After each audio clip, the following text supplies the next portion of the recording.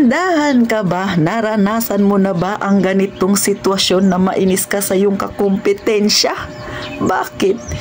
Paano yung kakumpetensya mo? Sobrang baba talaga ng presyo niya. Kaparehas niya na ang grocery store na binibilhan mo ng iyong paninda.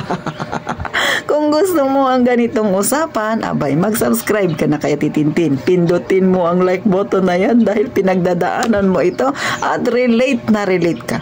At syempre, paki-share na rin mga kasari. At ito na, umpisahan na natin ang ating Real Talk na chismis. So magandang araw mga kasari-sari. Sa mga bago sa aking channel, ako si Ate Tintin. Hindi ako mayaman, hindi ako nagbablog ng payaman-yaman. Kay kagaya mo, nasamasa rin ang aking pamumuhay. Pero syempre, mag-real talk tayo ng problema nating mga may tindahan. At isa nga ito sa real talk natin mga kasari. Ito ay comment lang ni Ma'am Monica. Sabi niya, Ate Tin, yung kakompetensya ko sobrang baba talaga. So siguro si Ma'am Monica napaisip na siya bakit ganun kababa, saan ba bumibili ito ng kanyang paninda at ang kapresyo ng kanyang kakompetensya ay kaparehas na doon sa grocery store na kanyang binibilhan. O diba? Kahit ikaw mapapaisip ka rin. So mga kasari, ito mag-real talk tayo, no? Alam nyo, sa isang negosyo, hindi talaga yan maiiwasan niya na ganyan ang kompetisyon. Nagpapababaan ng presyo. Pero ikaw na may tindahan, kung alam mo na ang tinda mo ay tama lang naman ang presyo mo, huwag kang paapekto. Pero totoo, masakit na kapag dadaan-daanan ka lang ng customer, bibili doon sa kakompetensya mo kasi mas mababa. Tapos minsan pag bibili sa'yo, sasabihin sa'yo doon sa kabila, ganito ang presyo, di ba? Nakakainis din naman talaga yon. Pero as a owner ng sari-sari store, kailangan lawakan, habaan mo pa ang iyong pangunawa at saka syempre magtiyaga ka pa at saka huwag kang padadala sa emosyon mo kasi mamaya makapagsalita ka ng hindi maganda tapos yung customer mo ay siya yung maghahati doon sa kabila ng mga sinasabi mo, so magkakaroon ka ng kaaway. Mangyayari niyan, mas lalo ka pang aasarin, baka iniisip niya naiinggit ka sa kanya, so magiging ganyan ang sitwasyon. Tapos syempre magkakaroon ka ng kasamaan ng loob. Kaya iwasan at saka bantayan ng emosyon, lalo na yung mga customer mo na mahilig magsumbong-sumbong sa'yo. Pero sa ating mga sari-sari store na ganito yung nangyayari sa atin, sa mga nakakaranas yan, ano ba yung pinakamainam na gawin? Well, wala tayong magagawa kung yung kakompetensya mo ay ganyan. Pero ang pinakamainam, mag-focus ka sa iyong negosyo. Gaya ng sabi ko, kung sa tingin mo, tama yung iyong presyohan ay okay lang yan mga kasari. Huwag ka masyadong paapekto. Mag-isip ka ng mga panindang pwede mo pang idagdag sa iyong tindahan. Katulad ng mga gulay na yan, o diba, mga sibuyas na yan. Usually, meron naman talaga sa sari-sari store. Pwede ka ring magtinda ng kung ano-ano pa. Pwede kang magtinda ng mga merienda, pwede kang magdagdag ng ulam, pwede kang magdagdag ng bigasan, mga kasari. So marami ka pang pwedeng idagdag. Kasi kung magpo-focus ka lagi doon sa kakompetensya mo na sobrang baba yung paninda, ay talaga namang masisira lagi ang araw mo.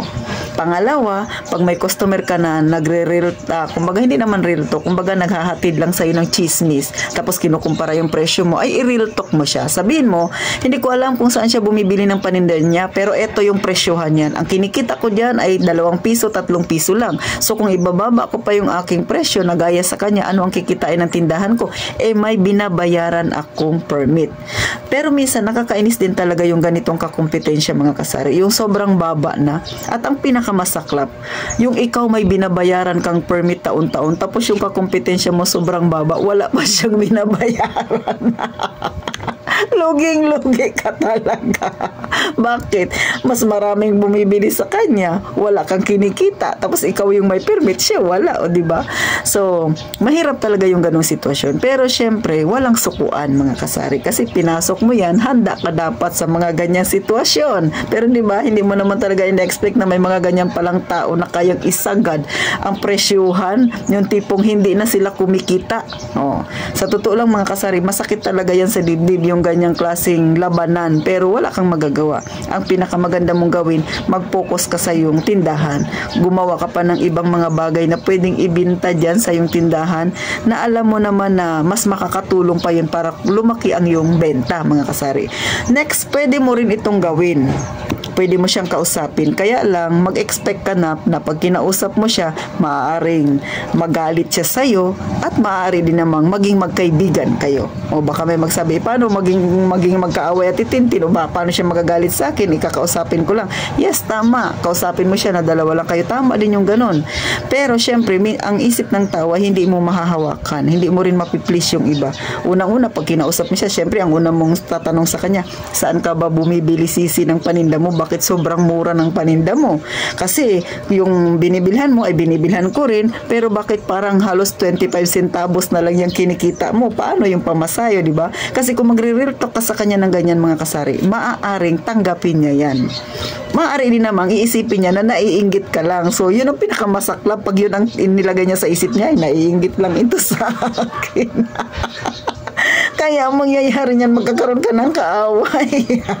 Pero kung tinanggap niya yon at napag-isipan niya, baka nagkamali lang siya ng presyuhan, maaaring maging magkaibigan kayo. O pwede rin yun. Pero mas madalas, pag ganyan yung ginawa mo, ang nangyayari talaga, nagiging magkaaway kayo. Kasi ilalagay niya sa isip niya na ikaw, nakipag-usap sa kanya, pakialamera ka. Inuunahan mo siya sa pagdebisisyon sa kanyang tindahan. Kaya itong pangalawang plano na ito, hindi maganda, mga kasari. Pero kung kayo malakas ang loob ninyo, pwede nyo yung gawin. Kung kaya ng kalooban ninyo na tanggapin kung ano yung mangyayari dyan sa pakikipag-usap niya doon sa kakompetensya ninyo. Pero para sa akin, ay hindi ko kakausapin, hahayaan ko siya. Gaya dito sa amin, mga kasari, no? So dati meron din ganun dito sa amin, nagpapababa talaga siya. Hindi naman totally yung sobrang baba, pero nagpapababa siya. Pero hinayaan ko, ako hindi ako nagpapababa ng presyo ko kasi alam ko yung presyo ko ay tama. Magbili sila sa akin o hindi, bahala sila. Katwiran ko ay mabibenta rin naman yan. Tsaka talagang bibili rin sila sa panahon na kailangan nila. So hindi ako nagkamali, mga ilang buwan lang nagpalit din siya ng presyo, gumaya na siya sa presyohan namin dito. Siguro naisip niya wala siyang kinikita. Pero tayong mga may tindahan, alam naman natin yun, kaya laban lang tayo, manindigan tayo sa kung ano yung presyo natin dahil alam naman nating tama. At higit sa lahat, etong pinaka the best na payo, manalangin ka bago ka magbukas ng tindahan mo, mga kasari. At kung ano yung ipinagkalob sa'yo na biyaya, maging positibo tayo doon. Tanggapin natin, maliit man o malaki, ang mahalaga, may biyaya tayong natatanggap sa araw-araw. Maging kontento tayo sa kung ano yung meron tayo. At kung sa tingin mo ay hindi mo pa nagawa ang lahat ng best mo, mag-isip ka pa ng ibang paraan, magdagdag ng mga panindang pwede mong itinda pa dyan sa iyong tindahan. Huwag kang mag-focus sa tindahan ng kakompetensya mo na kung ganyan yung kanyang pagpapatakbo sa tindahan niya, talaga namang nakakainis, pero wala na tayo doon. Tindahan niya yon, rules niya yon. So, focus ka sa iyong tindahan. So, hanggang dito na lang, napangiti ka ba ni Ate Tintin? Na real talk ba dyan yung iba? At higit sa lahat, yung mga nanonood sa akin na may tindahan, baka gawain nyo rin yan, ha? Magpababa ng gusto ng paninda.